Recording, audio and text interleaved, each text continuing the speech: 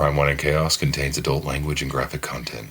Listener discretion is advised. Hey, Chaos Kids. I'm Amber. And I'm Naomi, and this is Crime, Wine, and Chaos.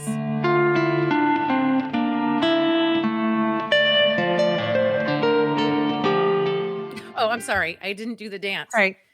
Shake it, Dance it out. Shake it off. That's right, sister. Hello. Hi. Hello. How are you, sister? What's going on? I'm pretty tired. I'm excited to be doing this, but this is kind of odd for us. It's Sunday morning, so Crime, coffee, and chaos. Correct. Yeah. I mean, things are good. It's a good way to start off a Sunday. Little catastrophe, little murder, maybe. I don't know. Just a little murder. Is there such thing as a little murder, though? Just a little? No, is that like a little bit they're pregnant? all a big deal. Exactly. Okay. I just want to make sure we're on the same page on that. We is are. there anything new? Anything I need to know? Anything you want to share with our loyal listeners? Oh my gosh. Anything new? I got nothing new. I did a gig at Blue Moon on Tuesday with the band. It was fucking awesome. Our first gig with our new drummer, and he crushed it. Shout out to Pat. Awesome. Woot. That's about it. So it was a pretty tiring week, you know.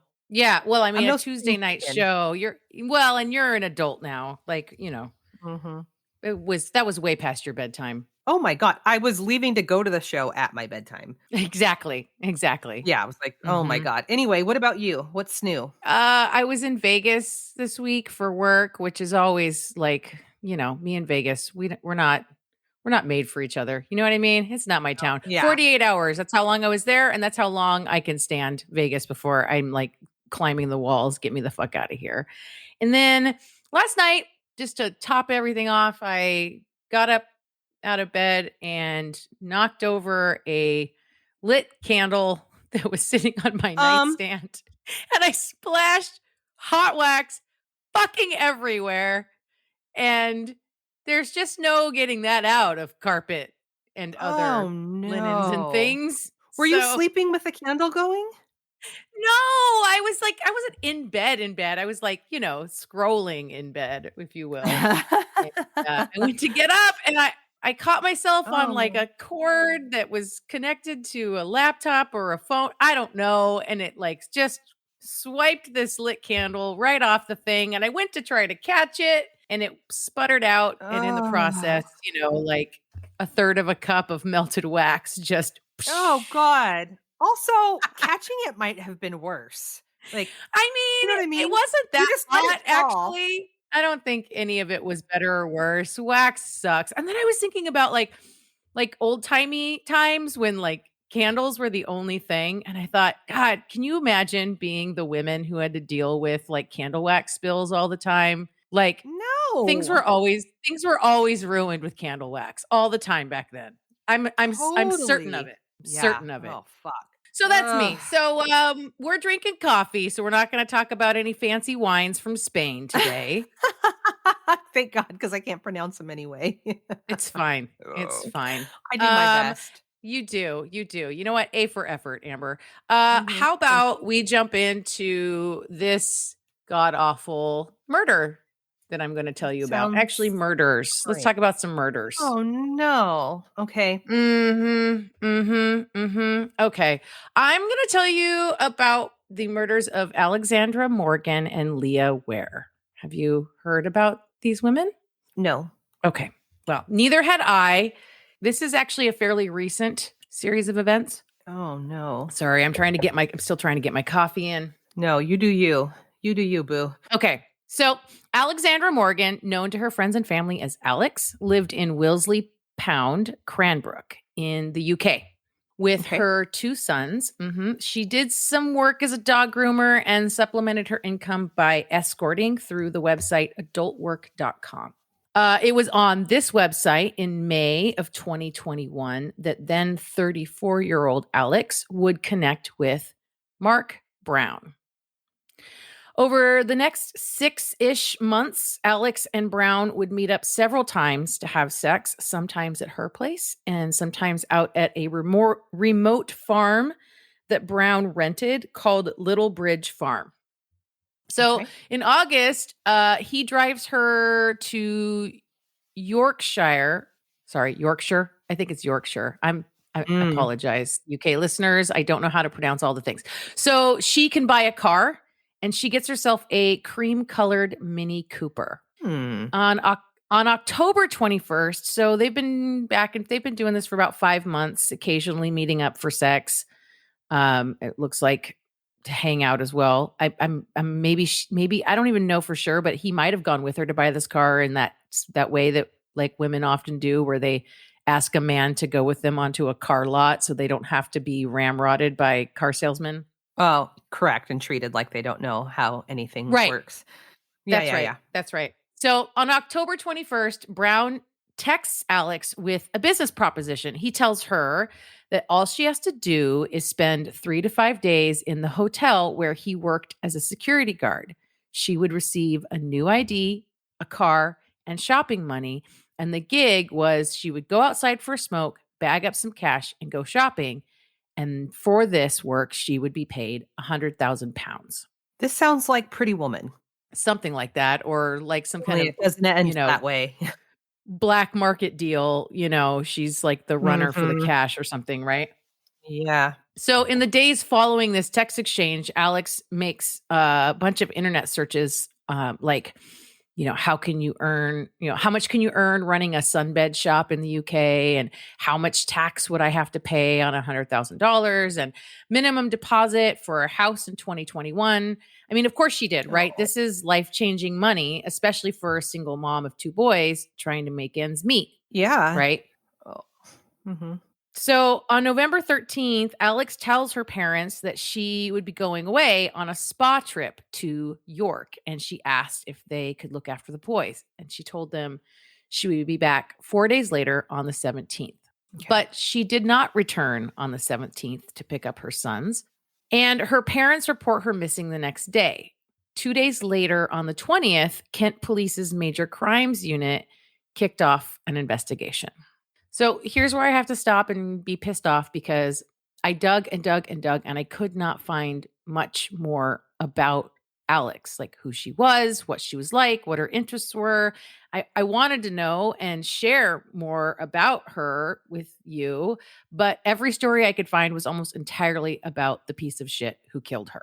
Of course. As is often the case, I'm discovering over and over again as I go down these. Right. Yeah, it's always about this dude. So I can tell you she was smart enough to leave a trail so she could be found should something happen to her.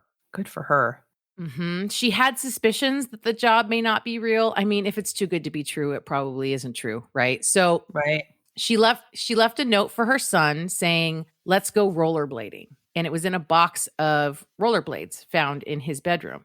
Also in the box was a large sum of cash, a secret cell phone that she used strictly for escorting, and a handwritten note detailing her plan to meet Brown on November 14th, 2021. Fuck, that's smart. She also left a location, the pin to her secret cell phone, and a note saying, quote, "Check postcode TN345NY Rock Lane, opposite Bartlett's." Okay. So on the 23rd of November, CCTV located across from the driveway to the farm Brown rented captured Alex's Mini following Brown's Jaguar onto the property the morning of the 14th. Police head out there, they cordon off the property, and when Brown shows up, he gives them an informal interview. He even offers up his prints and his DNA. He says, yeah, Alex had been there the morning of the 14th. They had sex, and she left 45 minutes later, and that was the last time he saw her. Liar. Fucking liar. Oh, he's a total fucking liar. It just gets better and better, or worse and worse, however you want to look at it. Mm-hmm. But then he goes to work the next day, and he tells his coworker that he's about to be arrested for double murder, and he is arrested the next day on suspicion of Alex's murder.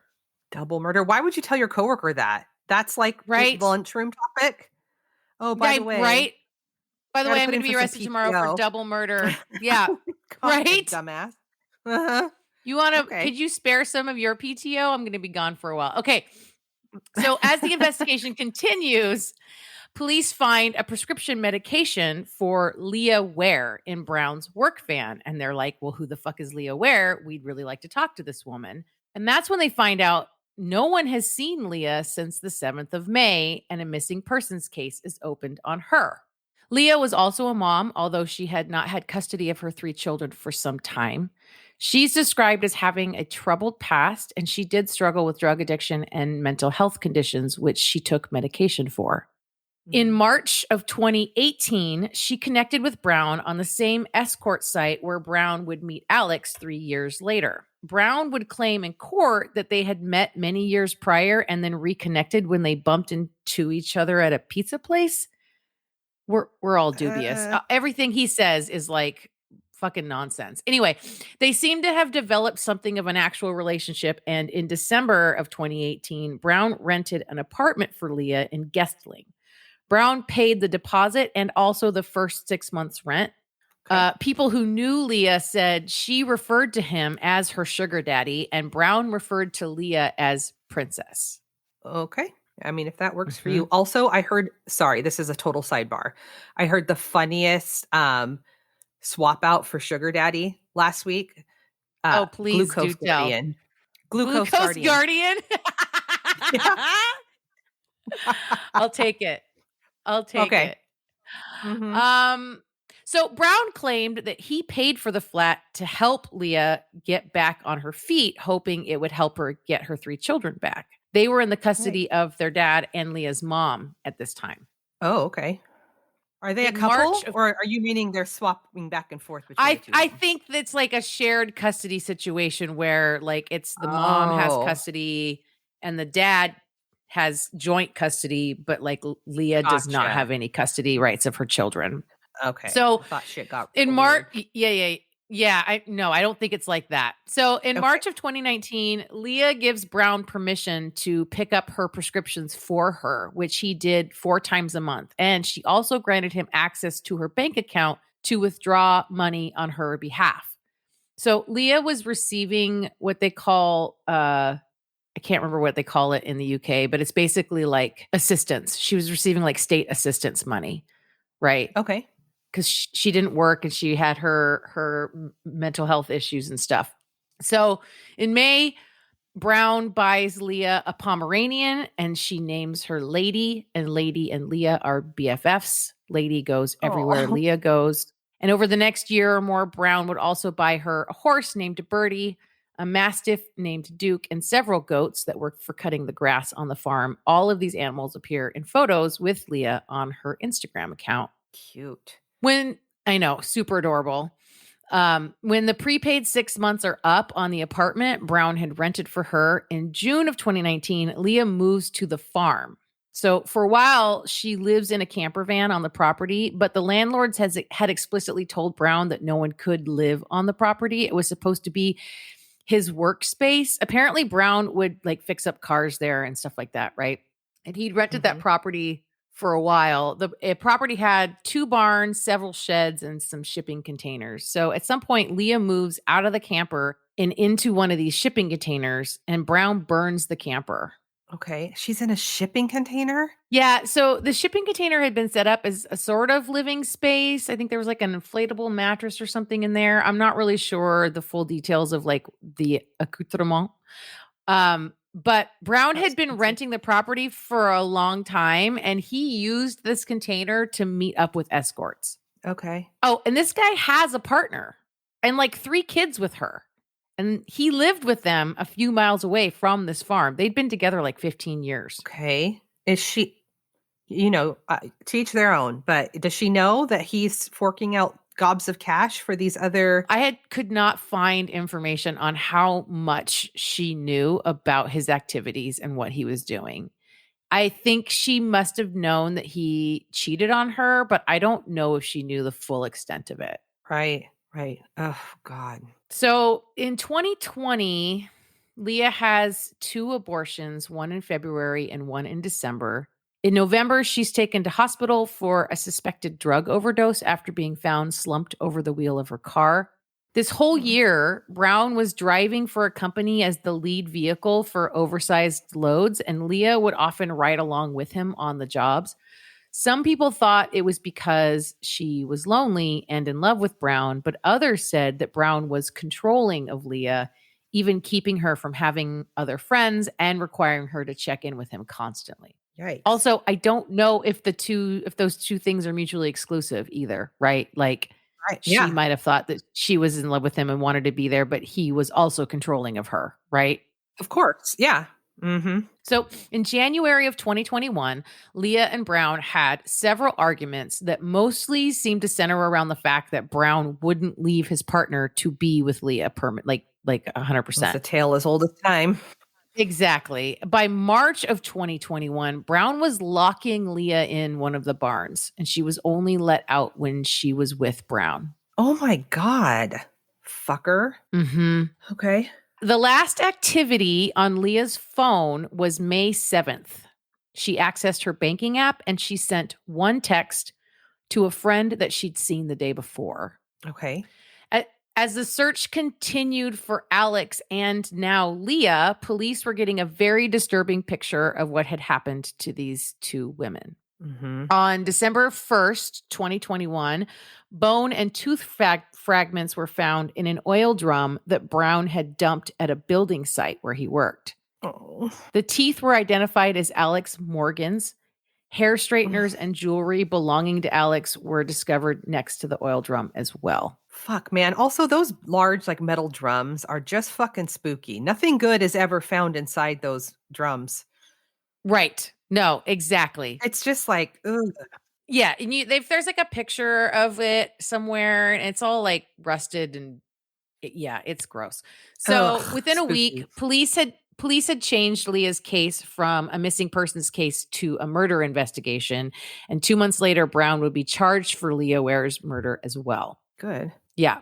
Did I say that he was charged with Alex's? I don't remember. Okay. So he's charged with both their murders. Okay. Mm-hmm. I'm sorry. It's Sunday morning. No. Also found on the farm were the remains of Lady, Leah's palm. No. Yeah. Fuck right off. Mm-hmm. God. It was October 17th of 2022 when Mark Brown's trial began and more details would come to light along with all his bullshit stories. Leah's remains were never found to this day. Oh, no. Yeah. But it was clear that Alex's body had been burned in that oil drum. CCTV footage showed Brown filling up a gas can in the back of his car the day after she arrived at the farm, which is the same day the police believe she was murdered. He also got a friend to help him ditch her Mini at another random location, and he swapped the license plates out. The fuck, dude? Okay. What so a piece Brown's of shit. He is so gross. So Brown's story about Alex was that she had slipped in the barn and cracked her head on an angle iron. And after she died, he burned her body out of panic because it, quote, looked like a murder scene. God, I fucking hate people's attempts at, it doesn't even sound sort of believable. No. What a fucking idiot. In one of the articles I read, the quote from him was literally something to the effect of like, she looked like a cartoon character flying, like slipping on a banana peel. That's how he described it in court. Whatever. Any logical person would just call 911 or 999 or drive her to a hospital. You don't, no, fuck off, dude. Right. Exactly. Mm-hmm. He also said that Leah was alive and well, off with her traveler friends, and he was still collecting her medications and her care allowance from the state and leaving it in the horse box on the farm for her to pick up. That's a fucking lie. Liar. Oh, it's 100% a lie. He is such a fucking liar. Some of the prosecution's evidence would come in the form of a 700-page transcript of texts between Brown and a woman named Elizabeth Howard. Okay. So in early June of 2021, within a week of connecting with Alex on that website, Brown had reached out to Elizabeth, an old high school friend that he had not seen since they were just out of school. In 2021, Brown was 41 years old. So we're talking over 20 years. Okay. Yeah. He reaches out to reconnect with some gal he went to high school with. Mm-hmm. I can relate. Very yeah. So very quickly after reaching out to Elizabeth, the two get on a phone call, and over the next 6 months, they are messaging each other on WhatsApp constantly, as well as speaking on the phone. In these messages, he tells Elizabeth about Leah, calling her his soulmate, but that he lost her. And he said she was at peace. What the fuck? That's not the same as traveling with friends, dude. No, he constantly referred to her in the past tense and indicated that she had died by suicide. Uh-huh, sure. Oof. Fucker. In that first week of contact with Elizabeth, Brown went to Alex's house for the first time. He was supposed to go to Elizabeth's house and have dinner with her and her kids, but he went to Alex's house instead. Although he did swing by Elizabeth's place on his way home to drop off some gifts for her kids. What the that's fucking weird. Yeah, this guy is fucking weird. And later, Also, he sent her. No, go ahead. Sorry, I was just going to say, how spooky for Elizabeth to think like, oh, I'm going to reconnect with my old buddy. Like, you don't know what kind of fucking adult that person turned into. This is the shit he's doing. Yeah, and it gets weirder, okay? Because no. He sends her like after he drops off those gifts, he sends her a picture of Alex and he says, "That's my friend Alex. I didn't do anything, but I could have." What? Yeah. What the fuck does that June mean? I don't even know. On June 13th. So we're like a couple weeks, not even 2 weeks into this exchange. Okay. The 6-month, 700-page exchange. On the 13th of June, he sends Elizabeth the following text, quote, "Now I'm going to be very careful how I word this, but it happened again, not very long ago, while disposing of something. I try to laugh these things off, but it's a very unpleasant thing to do. Old oil drum, 5 liters of diesel. Hey, presto, nothing much left, but it gets hot, very hot. Oil drum glows almost white. You go through a lot of stages in a situation like that. I've not long lost Leah. I nearly went down the rabbit hole, but didn't for her and Bill, but I was on the edge." I don't know who, end quote. I don't know who the fuck Bill is. What? What the? Yes. Is he disconnecting from reality or, I mean, well, he's not connected to reality. Does Elizabeth know what is, no, he's super like, message. Yes. And he sends her texts like this all the time. Around the same time, Brown tells Elizabeth, things I've done weigh heavily on my heart, in my head and soul. A psychopath with a conscience. It's a joke, really. And he, end quote. And he tells her he's done monstrous things. Oh God. Yeah, I'd be freaked the fuck out. Like, never mind. I thought this was going to be just like a meet cute, haven't seen you in 20 years. And now you're getting fucking weird. Never mind. This was all in that first like couple of weeks that they reconnected and they kept texting for the next 6 months. Oh no, Elizabeth, what are we doing? I know. Also, psychopath with a conscience is literally the headline of like 90% of the articles about this guy. That's his I bet. like label now. Okay. And it is a fucking joke because that's not an actual thing. So right, no. These WhatsApp messages, like I said, go on for 700 pages. And he says a bunch of shit that would make anyone with half a mind throw up red flags. Yeah. It's not entirely clear what the point of this engagement was with Elizabeth, although it is suggested that Brown was in love with her. Maybe one of those like holding a candle all these years kinds of situations, but I don't fucking know. Wow. Okay. Brown's internet searches were also alarming, and I'm not going to go into the specifics, but this guy had brutal rape fantasies, a fact that was confirmed by a friend of Leah's who recalled her telling them about a time Brown bound and gagged Leah, threw her into the trunk of his car, and forced himself on her. Ew. What a dick. Yeah. In a statement to the court, Leah's mom, Rebecca Martin, said, quote, "Leah was a mother of 3 children. No child should go through finding out what atrocities their mother has gone through. She was kind, intelligent, and loving to everyone she met. She will leave a huge hole in her children's lives. I have sudden surges of mental and physical pain when I realize I won't see her again. The pain is so hard to bear." Oh. Leah's sister Zara also spoke in court saying, quote, "Losing my sister has been the most destroying and devastating experience I can imagine. A perverted psychopath has preyed on my sister and taken advantage of her loneliness.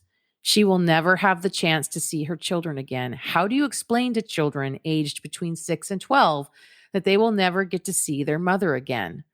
One of the last messages I received from Leah was, I will always be your big sister and be there for you and protect you," end quote. Oh, Leah sounds awesome.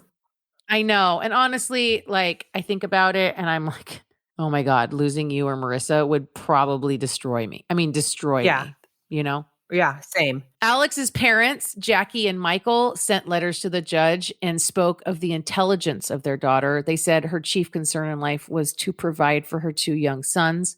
Quote, she was a bright, energetic young woman with a determination to succeed and a strong work ethic. She had faced challenges, but challenges she was overcoming. She was planning a future for her two children, end quote. Yeah. Brown's trial would last for 7 weeks, at the end of which he was found guilty of the murders of both Alex and Leah.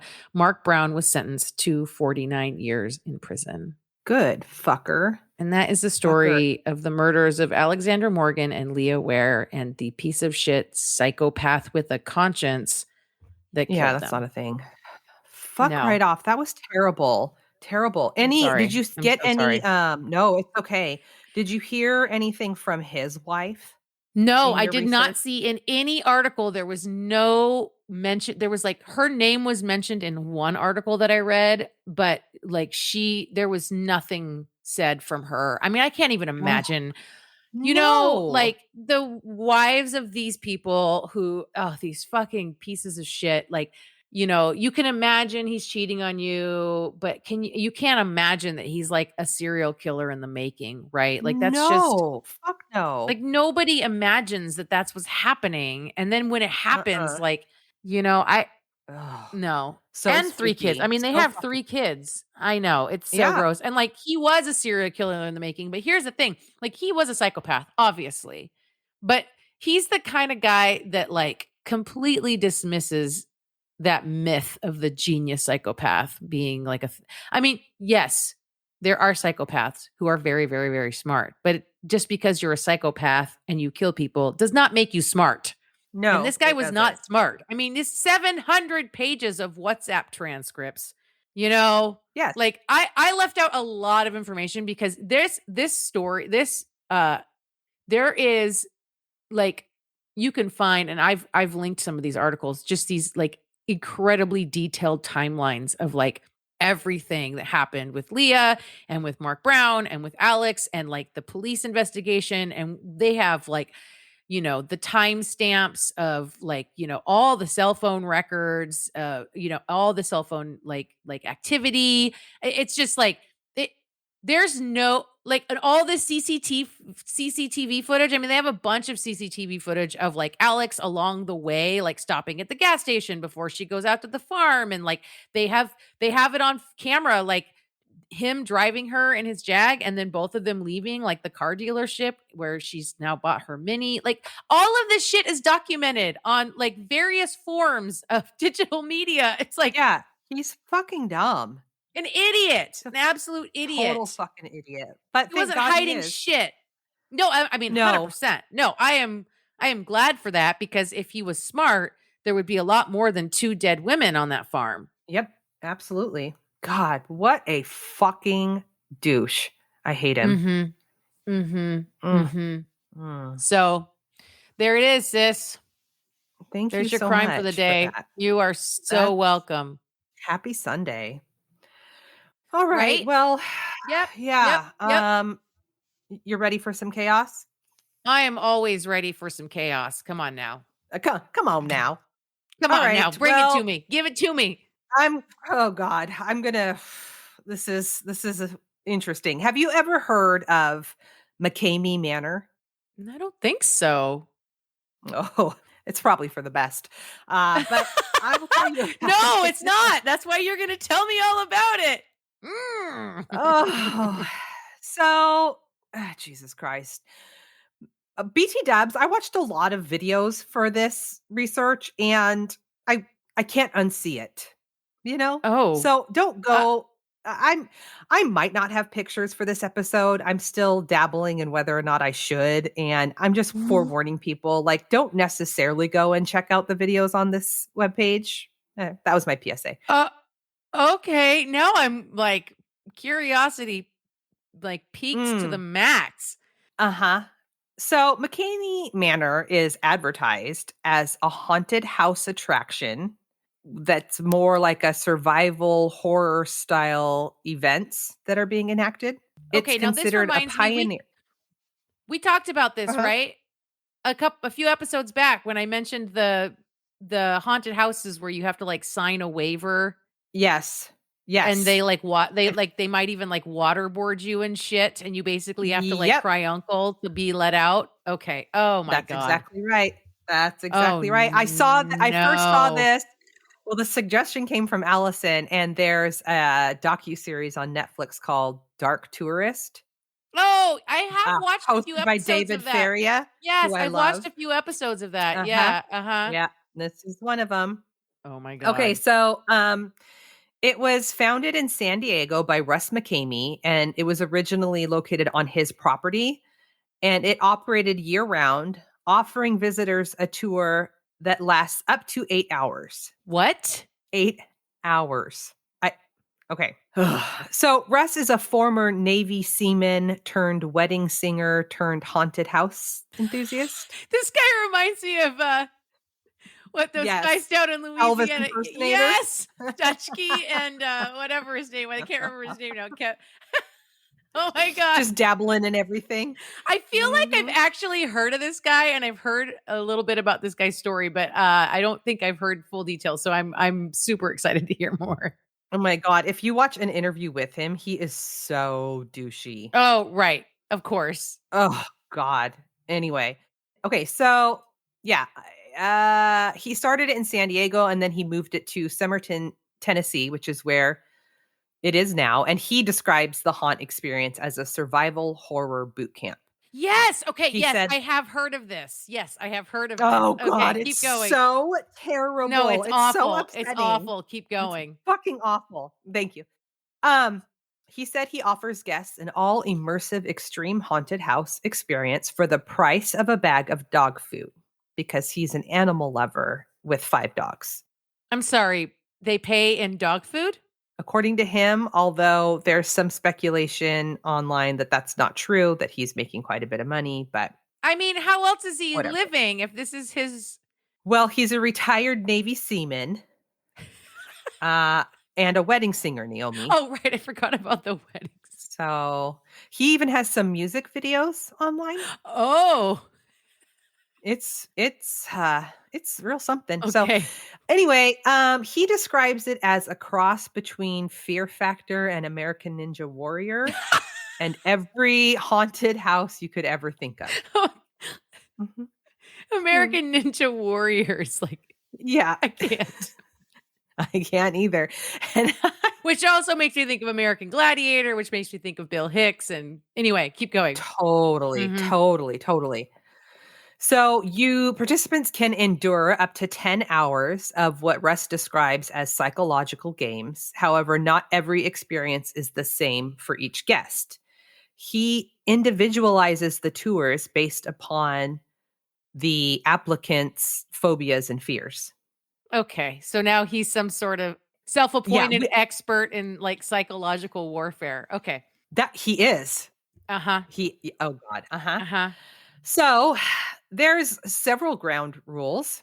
All participants must be at least 21 years old or 18 with parental approval, a complete physical pass and background check, a screened FaceTime call or phone interview, and have proof of medical insurance and pass a drug test. Okay. Mhm. So you also must read aloud and sign a 40-page waiver. 40 pages? Okay, but let me just pause for a second because in some of the videos that I saw, Yeah. the waiver signing portion of this is its own thing. It's not included in the 8 to 10 hour haunt, and it's 5 hours. Well, I mean, And 40 pages is I mean, look, when we do episodes, okay, for example, it was about 30 minutes for me to share the story that I shared with you. And that Uh-huh. was like big font, like 9 pages.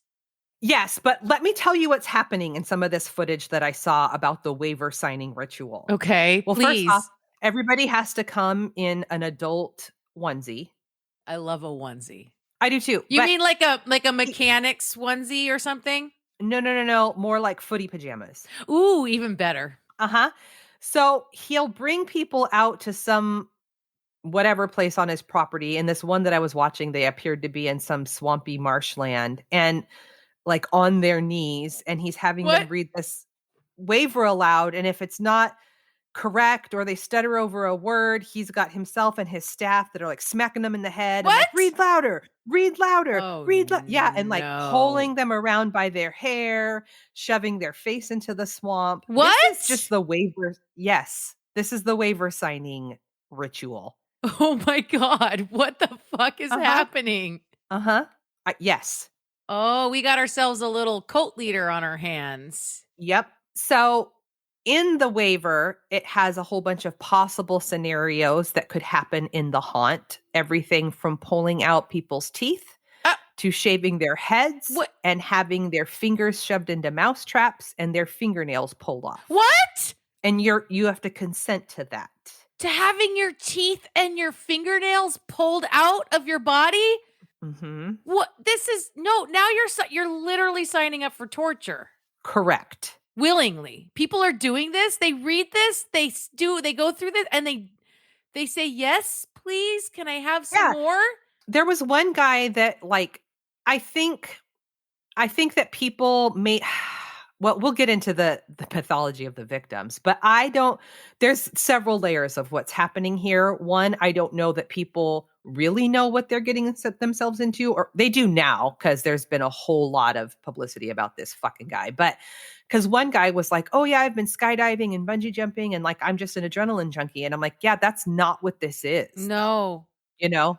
Also, do you think that they're reading all this and they're going through all this and they are thinking like, that's not really going to happen? I think that's exactly right. Like, this is all just part of the mind games to have me read this and believe that this is possible.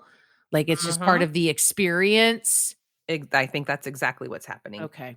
Because there's a lot of people that don't even make it past the waiver signing portion. Well, yeah, I wouldn't. Fuck no. So, like I said, the tour lasts anywhere from 8 to 10 hours, but there has never been a guest that has made it all the way through. He originally did not allow for safe words, but he says that he has since allowed them, with guests having an option to use a safe word that ends the tour immediately, although there are several guests who have gone on record saying they repeatedly used their safe word and they were not allowed to leave. I'm sorry. So no one has ever made it through the whole thing? Mm-mm. Not one person? Nope. Mm-mm. You know, there's like one guy out there who's like, challenge accepted. I think that's how this is getting so popular, is people are like not really realizing. I don't know. I see his web. Well, we'll get to it. Okay. So, it operates year round, and there's currently a wait list of over 24,000 people. What? And I have concerns that we share an earth with these people. I have concerns. I mean, I'm worried about these people. I'm worried about them. I am too. Most people last on average 8 minutes before begging for it to stop. Most people last how long? 8 minutes. 8 minutes? Uh-huh. In an 8 to 10 hour experience? Yes.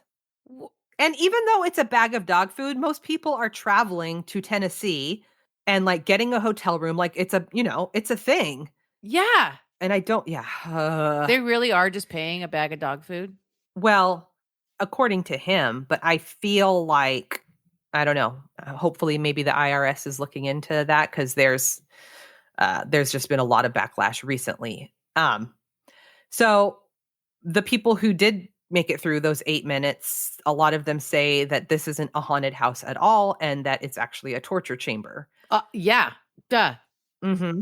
Yeah. There's currently a petition online on change.org with more than 170,000 signatures to try and get McKamey Manor shut down.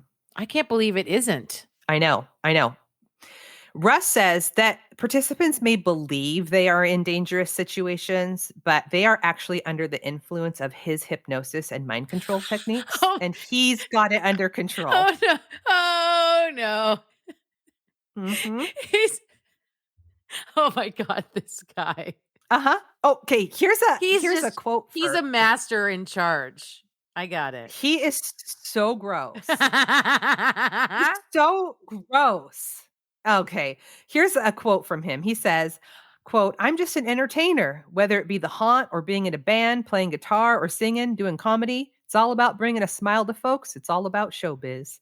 This is not showbiz. This No. is sadism. This is him Mhm. capitalizing on his need for sadism. That's exactly right. That is exactly right. He is scratching his serial killer itch. He's scratching some kind of itch. But so are the participants. Okay, look, I mean, think. this is like, okay, I mean, side. Yeah. Like, there are legitimate ways to scratch sadistic and masochistic itches that are, a totally normal fucking kink. Like, humans are like this. You find each other, you do your thing. But like, I don't know, man. This is like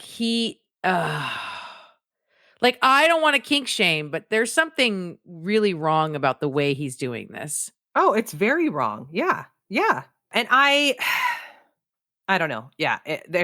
There's layers here. Mm-hmm. One man who attempted the tour said that he was tortured so badly he passed out multiple times, and the staff only stopped because they thought they had killed him. No. Mm-hmm. Okay, Yeah. now let's wait a minute. The other part of that sentence that you just said is the staff. Oh, he has staff. No, I get that. I figured Mhm. that. And now I'm thinking about them and I'm wondering, how many staff does he have? And are they all like this guy? No, they actually all seem to be pretty young. And most of them were people that had also toured it at one point and like thought it was so awesome that they wanted to work there. Even though they didn't make it through the whole thing, because no one's made it through the whole Correct. thing. Correct. You know what I got from, did you ever watch Tiger King? Yeah. Okay, the Tiger King and his staff. Okay. This is like, he's like the Tiger King of torture with his staff. Like none of these people are really all there. Oh no. You know? Yeah. And okay. Again, Mhm. it's like that cult leader status. Yep. Yeah, and they're all like, "Russ is so wonderful. He would never harm a fly." As he's like waterboarding people and ripping their fingernails out. Okay. Yep, Okay. that's exactly okay. right. Perfect. Uh-huh. Yep. Yeah. So a number of people have gone public with their experiences at McKamey Manor. Laura Hertz Brotherton went through McKamey's San Diego haunted house and claims that the experience sent her to the hospital. She arrived covered in bruises with scratches inside her mouth from actors fish hooking her. I'm sorry, what? Actors, staff, whatever. Yeah, fish hooking her. I don't even have words for that. Mm-mm. You start the tour after your 5-hour waiver assault in a straitjacket. Like blindfolded with like a gag in your mouth and a straitjacket. At one point, somebody had like a cage on their head. It's like right out of Saw. Oh my God. I know. So Laura also says that she was blindfolded with duct tape, submerged her by her ankles into water, buried alive with only a straw to breathe through. This is the woman with the fish hooks in her mouth. Yep. This was in March of 2016. She said she repeatedly used her safe word for several minutes before employees finally stopped torturing her. I'm speechless. I am too. This next part is gross. Oh, that wasn't gross? Okay. Sorry. Oh my God, this is awful. This is awful. Keep going. Yep. Other participants described being forced to eat their own vomit, because most people vomit. Having their faces most people shoved. vomit. Most people vomit. Having their faces shoved in rancid water and being locked in coffins with insects and spiders. But our friend Russ here says this has all just been blown way out of proportion. Whoa. Who hasn't eaten their own vomit, Amber? I know. You signed your waiver that I beat you over the head until I got a signature. So you like this. Oh my yeah. Okay. He said, you'd be surprised over the years how many people have claimed something bad happened to them inside. We'd be surprised. I'm not surprised. No, color me not shocked. And here's his evidence, okay, according to Russ. Oh God, When this tell me started about Russ. happening, to Russ, where people were less than pleased with their haunted house experience, he started taping every single tour and he would upload it to YouTube. And so when people would complain or the authorities would investigate, he would be like, here you go. Here's the complete show. You can look at the footage yourself. And obviously, a lot of the victims are like, yeah, that whole section where I was screaming the safe word has been edited out. Of course. Yeah, of course. But he's like, Of course. there's no editing. This is everything. I'm an open book. No, you're fucking not, dude. And these are the videos you don't recommend we look at? Yeah, those are the ones that he's putting out for the public that seem okay. And those aren't okay. Oh my God. I watched the ones on his website that are like, see, this is fine. It's not fine. Okay. So from his perspective, he's simply just a great creative director. He claims that he tailors each show around every... Great creative director. It's like jazz hands. I'm thinking of that scene in Birdcage when Robin Williams like, chasse. Totally. Jesus Christ. Like he's just, hello, my baby. Hello, my darling. Hello, my ragtime. He is that guy. I really encourage you to watch his music video. I really encourage you to watch his music video. Okay. It's my favorite.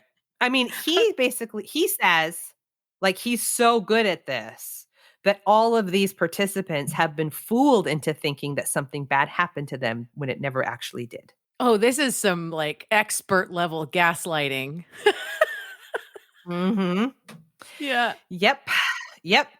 One Reddit user wrote that the reason McKamey doesn't accept any money is because he only desires the footage of what he puts his customers through. His payment is having footage of people crying, throwing up, having mental breakdowns, and begging for him to let them go. Well, yeah, of course. That guy, oh my God, that guy goes home at night and jacks off to that shit. In 2017, a Lawrence County Sheriff's deputy in Tennessee responded to a screaming woman being dragged by two men from a car into the McKamey Manor. What? Yeah, and he was like, oh no. And that's the other thing. In this interview I was watching of him, part of his common practice for preparing for a haunt, which is what he calls it, is that he calls the local PD and says, hey, we're doing a tour tonight, so ignore the screams or whatever. And they're like, okay. And they do ignore. Well, they don't like him there. They, I guess, haven't figured out a way yet to get it shut down. But the neighbors fucking hate him. You know. Well, yeah, because there's screaming women being dragged into his house every night. That's unsettling. And what a perfect cover up for doing whatever the fuck you want to do. You know what I mean? Yeah. Ugh. Because how do you know that woman was a participant? Even, you know what I mean? Like, there's any number of things of why this is wrong. I can't. So, yeah, the deputy said that they quickly learned that it was just a stage abduction. And so they were like, okay, you know, have a good night. It was a stage abduction? I mean, she was screaming and kicking and fighting. Yeah. Okay. Amy Mulligan said her experience was traumatic. She said she gave the haunt a positive review in her exit interview video because she wanted the haunt to produce a video of her tour so that she could have evidence of what happened to her. Oh, so if she gave it a negative review, then she wouldn't get the video footage? Probably. That's what I'm guessing. Yeah. The video, which they did post on YouTube, shows Amy being pushed to the ground, pulled around by her hair, slapped while being picked up and driven in a van to Russ's home. Shortly after they arrive at the home, the screen goes blank and a subtitle appears saying, "I cannot show you what takes place." When the footage resumes, Amy is lying in a freezer in a few inches of dark-colored water, blindfolded, with actors pouring water over her head. And we're not allowed to know what happened between getting dragged into the house and being thrown into a freezer? Nope. And then later on in the video, it's clearly edited because it goes dark and then the video resumes and it shows Amy is soaking wet and like terrified. Like you can see, I think that's what was so disturbing about watching it is you can see that these people are terrified and like begging for it to stop. And it's not a show. They're like, you know what I mean? No. And for some of these people too, it's like I would imagine that like they probably really have some fucking serious trauma after this. Well, yeah. Uh-huh. Yeah. Amy also said that the video was edited to hide the worst of it. She said the video doesn't show the part where she was forced to lie down, her hands bound in a shallow pool of water with a cage over her head. And then the actors repeatedly pushed her caged head under the water. Her long hair was like wrapping around her neck and she was begging them to let her go because she was choking and drowning. Sounds like fun.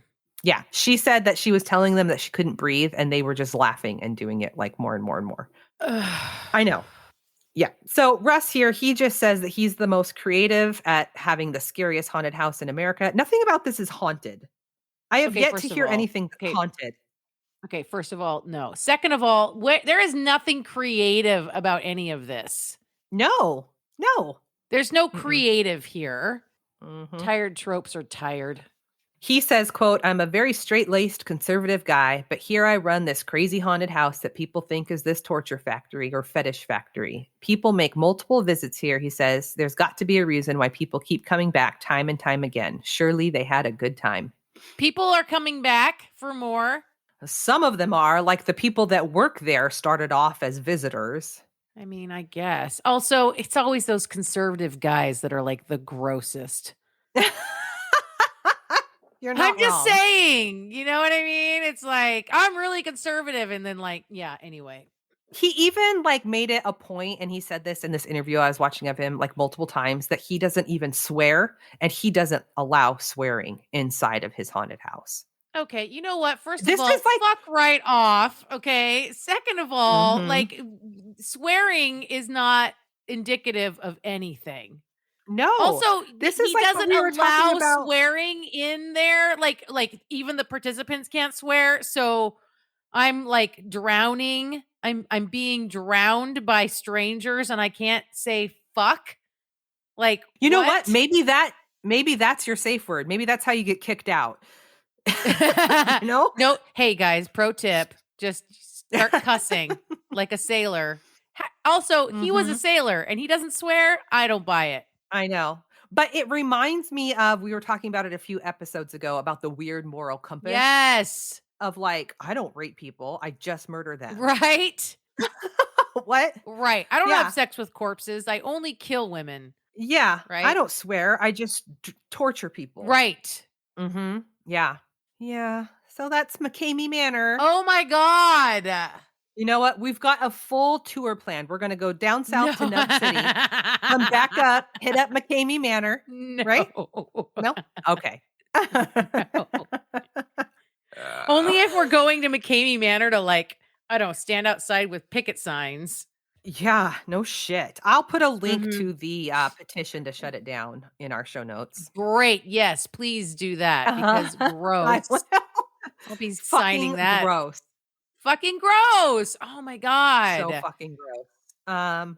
I'll see what I can find for pictures, but maybe just like the outside of the house, but not any of the people, because it is really disturbing. I don't want to do that. I don't understand how not one is it because of the waiver language? Like not one person can file charges. I don't know. I used my safe word and they didn't stop, kind of thing. Like I don't know. It just seems to me like there was consent, and then when consent was revoked, it wasn't honored, and that is some kind of assault, right?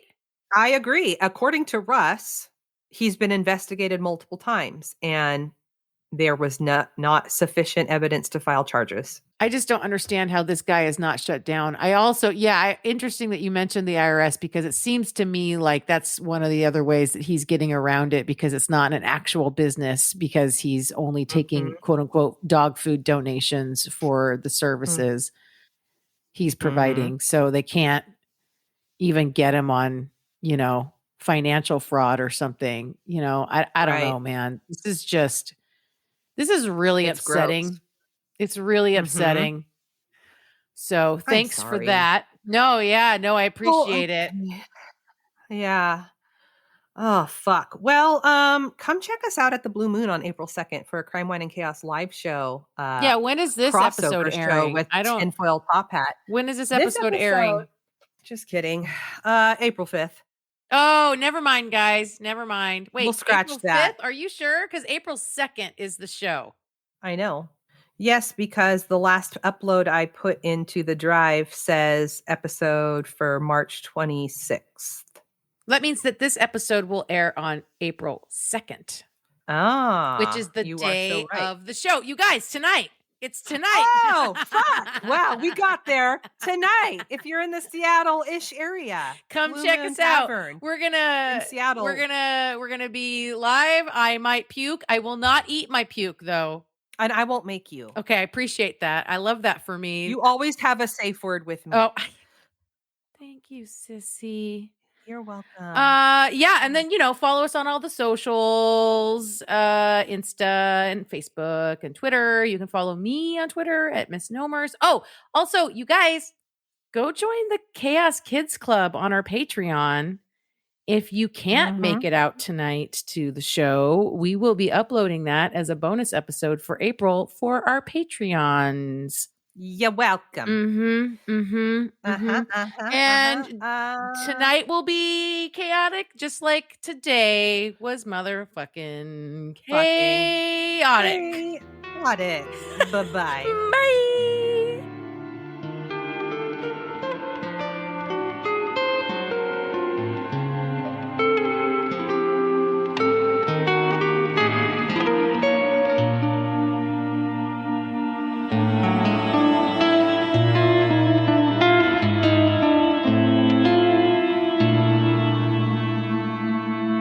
Crime, Wine, and Chaos is produced by 8th Direction Records.